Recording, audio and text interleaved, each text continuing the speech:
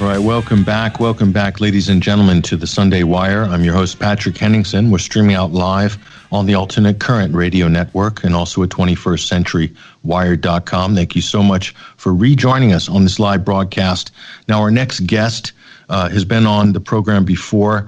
He is with the University of Tehran in Iran, and his name is Dr. Mohammad Marandi. He is a very well-publicized and visible commentator on Middle East and global affairs, and you'll probably see him on a number of international networks. We're very fortunate to have him on the program to talk about a very important subject. Obviously, we talked earlier about the bombing or the explosion in Beirut, Lebanon.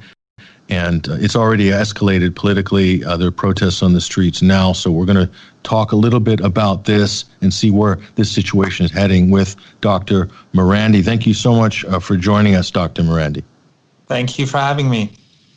Now, I just wanted to get your first impressions. I mean, Beirut, Lebanon's been through a lot over the years, many decades of civil war. And some of the residents that I spoke to said that more damage was done in a matter of minutes to the city in some cases than was done over decades of civil war. What were your first impressions when you saw what happened? Well, I've lived in Beirut for a year, and I travel there often for conferences and invitations from universities. The devastation is very extensive and very painful. The economic costs for the whole of Lebanese society will be felt for a very long time. The deaths and the injured, of course, goes without saying, but I think the damage to ordinary people's lives is something that we can't calculate at the moment.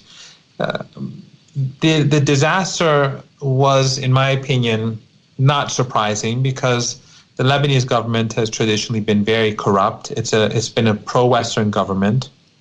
It's been a mafia, and the government and very wealthy people connected to Saudi Arabia, to countries in the Persian Gulf, Arab countries and the oil-rich countries in the Persian Gulf, and the United States and Europe. These people have both been in charge of the economy. They've had a monopoly on much of the economy, as well as the fact that they've also been in power. So on the one hand, a person is a prime minister, but he has close business with relations with foreign powers, and ministers the same. And after the recent election in Lebanon, a lot of these people lost election, this Western and Saudi affiliated mafia.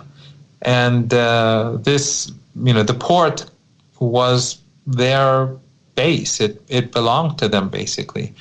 And their corrupt practices led to this catastrophe, assuming that there was no attack, there was no bomb, or there was no, we don't know at the moment. But in any case, the fact that these chemicals were stored there was because of their corruption. And the irony is that their own corruption has led to their own devastation, because they, more than anyone else, have been hurt by this explosion, because all of their businesses, or many of their businesses, are located near the harbor, near the port, and they've lost billions of dollars. Yes, and a lot of people would say, colloquially, Lebanon's run by 4 billionaires, much like other countries in the area, but that's very, very true there. And so what does this mean politically now? You mentioned before the pro-Western and the pro-Saudi influence in the government. And, Lebanon's been an unusual situation. The U.S. have put sanctions on Lebanon. In the last 20-something years, the U.S. has been fairly neutral-ish, at least in the front with Lebanon. Now they've got sanctions on. It seems like the U.S. is really going for Hezbollah, going for Iran, but they need to kind of deal with the Hezbollah situation before they could feel that they would have a green light, the neocons, the war hawks in Washington, to approach Iran in a more aggressive way. What are your thoughts on that dynamic of this situation? Well, the Americans are not neutral. Right now, they've imposed very harsh sanctions on the whole of the Lebanese population, and sanctions on Syria aimed to starve the country. The Caesar Act is basically aimed to destroy the country.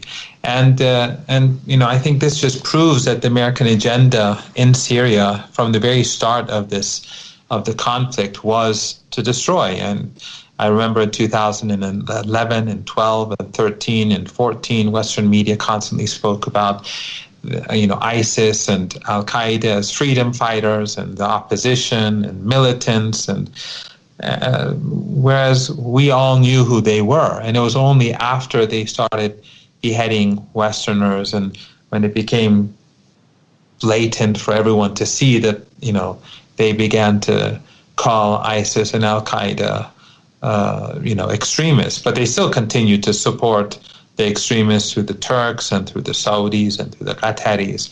The evidence is there's a lot of evidence. I don't need to go there. The Defense Intelligence Agency document of 2012, Hillary Clinton's emails that WikiLeaks has exposed, and Kerry's private conversation that was leaked at the UN about the U.S. allowing ISIS to advance on Damascus, and then Biden's talk at Harvard in 2014. There's a lot of evidence out there. We don't need to go over it. But back then, the Americans and the Europeans and their regional proxies and allies like the Turks, Saudi Arabia, Qatar, and others, they were out to destroy Syria through these extremists. And now they're out to destroy Syria and Lebanon through different means. So they're not at all neutral.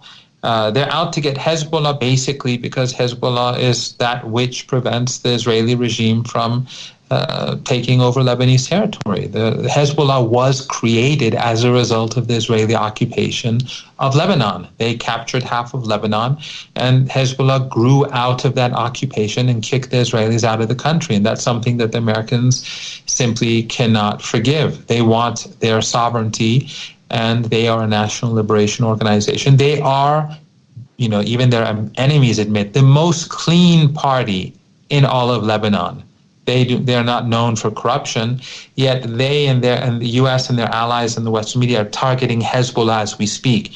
This port, for example, was in areas controlled by the pro-American politicians and their corrupt entourage. They were the ones who allowed these chemicals to be stored there for years.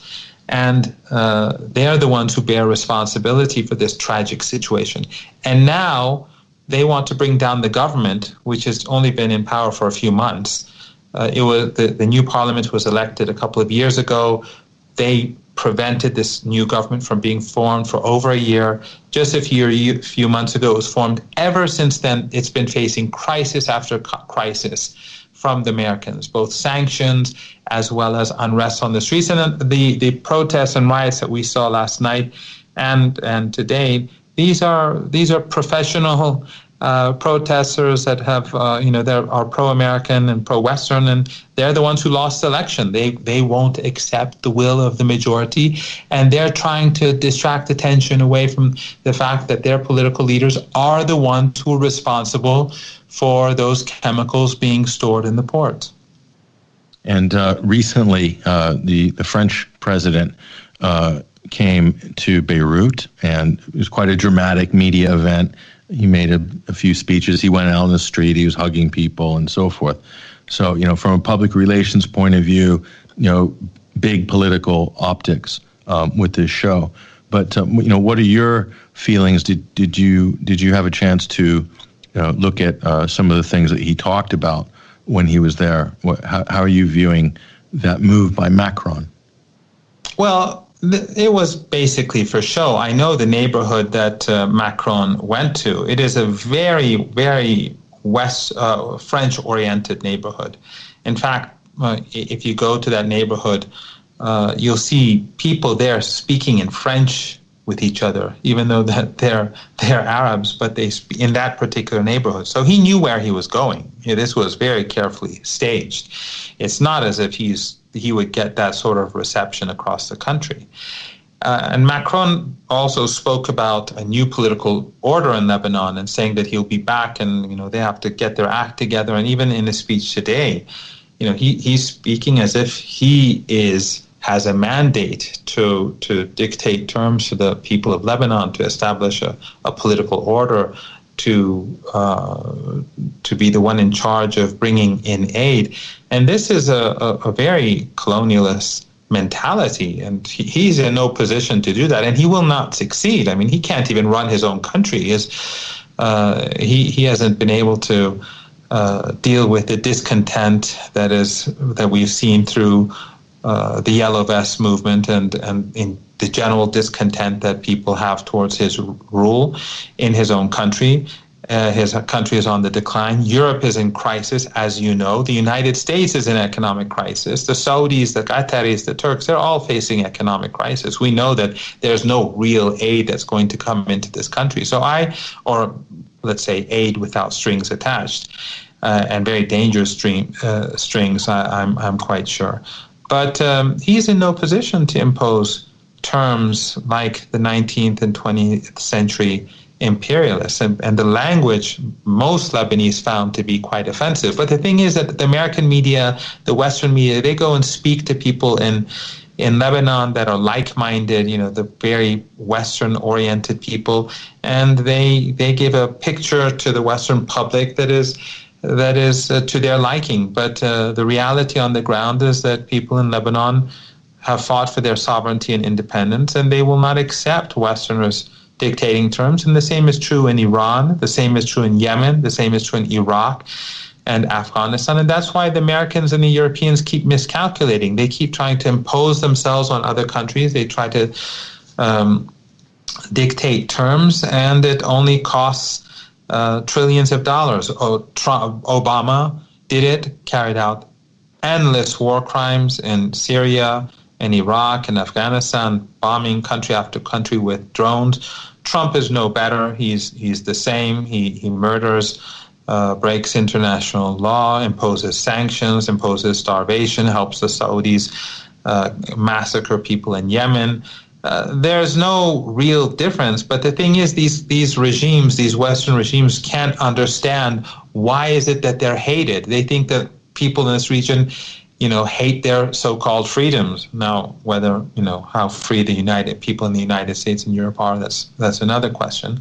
But no, the reason why they're so deeply despised is because they wish to subjugate the people of this region. They wish to keep them as subordinates, and that is not going to be acceptable anymore. And they no longer have the resources to impose themselves. So over the more recent decades, they've become increasingly violent, Western governments. Whether through sanctions, they become more brutal and crude, or whether, through, death and destruction, as, through proxies such as through Turkey and Syria, or through the Saudis in Yemen. Yeah, and it seems like the only string left is aid, or a promise of aid or loans. This seems to be the only leverage, really, that the U.S. or Emmanuel Macron and who he represents, the same interests, that's all they have is just money. It's kind of a disaster capitalist model. After a war or after some calamity, they'll come in with money, but in exchange they want to have the parliament dissolved, have new elections, get security services purged, basically, put in UN troops and peacekeeping roles and so forth. But as you said, completely usurping the sovereignty of the country. So you don't think there's any chance? The country itself. I mean, the aid is not real. They never really bring aid. I mean, they've been spending over $1 trillion in Afghanistan over the last 18 years, and Afghanistan is a run-down country. Why? Because the money that goes in doesn't go to the Afghani people. It goes to American NGOs who are extremely well paid. It goes to the military. It goes to American business people and so on. But the Afghani people don't get anything out of this. So on the one hand, the Americans are spending money through, their practices in Afghanistan are extremely corrupt. We've seen the export of drugs from Afghanistan leap 30-fold after the fall of the Taliban. I mean, the Taliban was horrible, but look how awful the American rule in Afghanistan is. That has increased 30-fold. People continue to be deeply impoverished. Huge amounts of money are being spent in the country. Yet, and they call it aid. And ordinary Americans, I'm sure, out of their, the ignorance of many ordinary Americans, they think that they're being too kind to the Afghanistani people because they're being misinformed by the regime in Washington and the media. That money is not going to the people of Afghanistan. It's going into the pockets of people who are connected to power in Washington.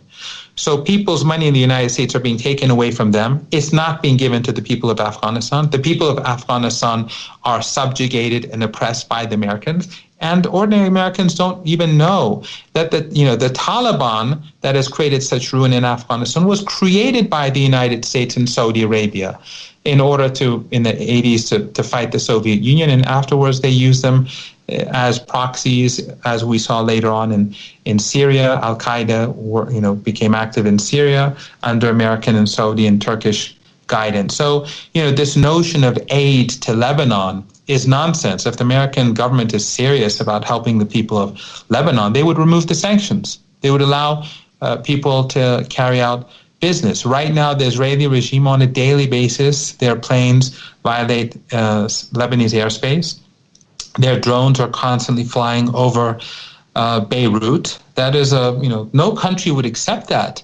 But for the Americans and the Europeans, it's fine. Whatever the Israelis do is fine. When they bomb Syria to weaken the Syrian government and to strengthen these extremist groups, that's all fine for the Europeans and the Americans. So when they speak about aid, no one believes them. The only people who believe them are some naive Americans or some naive Europeans, and they actually get angry at the people of Lebanon or Muslims or the people of Afghanistan because they think that these people are taking advantage of their taxpayer money, whereas in fact these people get nothing but ruined lives. Yeah, the USAID is one of the main dispersers of aid from underneath the U.S. State Department's umbrella. And we saw with, the Clinton-Bush partnership in Haiti, how much waste and malfeasance came from that organization. But it's basically patronage to, Lebanese businesses to make them more pro-American, and then corporate welfare for U.S. Contractors to basically get money through USAID to provide whatever services in those countries. But as you said, very little has any impact really on the people who live there. But the last question I'll ask you is, if there were no sanctions on Lebanon, Syria, and Iran, and this type of a situation happens, this disaster happens, would they need an international response, or could they get all of the help? Could Lebanon get all of the help from other Arab countries that it would need to, fix and to, provide people whatever the emergency assistance is? What would the situation look like? Well, it would be very different because Lebanon would be able to carry out business with Syria, and they are neighboring countries. Right now, the Americans are preventing trade from being carried out. They don't want ordinary Syrians to do business and to make money, to earn a living, and they don't want the ordinary Lebanese to do the same. And that's true between Iraq and Iran. The Americans are trying to pressure Iraqis not to do business with Iranians. It's sort of like preventing Mexico and the United States, or Canada and the United States, NAFTA aside, but in general, from doing trade. The Americans are trying to impoverish the people of the region in order to dictate terms. And again, they give aid, but only to certain businesses, certain people, and then they try to crush the rest of society so that society becomes obedient. And one of the things that I think your listeners should keep in mind is that often they say, why do people, if America is so bad, why does everyone want to go to America? to the United States? Well, it's because the United States keeps destroying their countries. Where do people, when you destroy people, a city, a country, a town, a village, people are going to move. They're going to move somewhere safe. So when the Americans destroy Afghanistan, when they destroy Iraq, they supported Saddam, they created Saddam, they gave him chemical weapons to use against Iranians and against his own people, then they destroyed Saddam. They created Al-Qaeda in Afghanistan, then they go and invade Afghanistan because of Al-Qaeda and the Taliban. They help ISIS and Al-Qaeda in Syria, and then they have to manage the fallout and the explosions that take place in the United States, or the attacks in the United States and Europe. And they destroy these countries. Where did the people, when Syria is destroyed, where do people go? They go somewhere safe. Well, you've already destroyed Iraq, so they can't go there. You've destroyed Yemen, so they can't go there. They've destroyed Libya, so so where do people go? They go to the only places that are safe, and that's Western countries. So if they don't want these people like me, dark-skinned immigrants with strange names, then stop bombing their countries, stop sanctioning them, and probably they'd stop moving towards Europe and the United States. Yep, whole swaths of people from Lebanon, from Syria, relocating to Canada, to Australia, to different European countries, to the United States, just to have stability, basically, to carry on with their lives, and have working education system and all the basics that you would expect in any country that wasn't becoming a pressure cooker because of what the forces that are being imposed upon it. But yes, that's the story of the region. So we shall see. Last thing, what do you expect with the appointment of Elliot Abrams as the special envoy to Iran? Well, I think it reflects the inhumanity of Trump and the Trump regime, but which, of course, I don't consider to be any more inhumane than the Obama regime. But Abrams, I think if anyone just looks him up, they'll know that he's created many crimes against humanity in the Americas, in Latin America and South America, and that he is in charge of trying to strangle the people of Venezuela. If the U.S. government does not like the Venezuelan government, they believe that they have the right to force ordinary people in Venezuela to suffer. And the Western media, the American media, is obedient to Washington, and they will not complain about it. These are crimes against humanity. So he is now in charge of the Iran file in Washington as well, but it's not going to make a difference because the person before him was just as brutal and inhumane. But I think the problem that the U.S. government doesn't seem to recognize is that its power is declining and declining rapidly, and they do not have the ability to control the situation in our part of the world or anywhere else as they did in the past. And the irony is that as the United States is trying to subjugate Iran and Afghanistan and Iraq and Yemen and Latin America, the Chinese are not spending all these trillions of dollars waging wars and carrying out occupations across the world. So the Americans are basically wearing themselves out, and the Chinese are much more intelligent and smart and wise when it comes to foreign policy, regardless of what you or I may think about the Chinese government. I'm sure that many Americans have heard many things about China. I've been to China many times. It's very different from what the American media says, but they have their model. I'm not very happy with the American model either. So, but in any case, the Americans are so worried about the rise of China, they are bringing down their own country through all these inhumane occupations, which is both draining U.S. resources and it is making the United States despised across the world. Familiar pattern with other empires throughout history. So we may be reaching that twilight phase of the current U.S.-led world order. Certainly a lot of scholars are saying this right now. But that's it for this segment. But I want to thank you for joining us, Dr. Mohammad Marandi from the University of Tehran. Thank you for having me, and I hope you and your listeners have a very good day.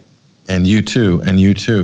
There he goes, ladies and gentlemen, as Dr. Mohammad Marandi. There's a link on the show page to his Twitter feed.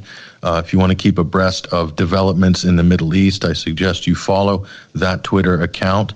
We're going to take a short break, and we're going to connect with our roving correspondent for culture and sport, Basil Valentine, on the other side to talk about Australia's lockdown. We'll be right back after this short break.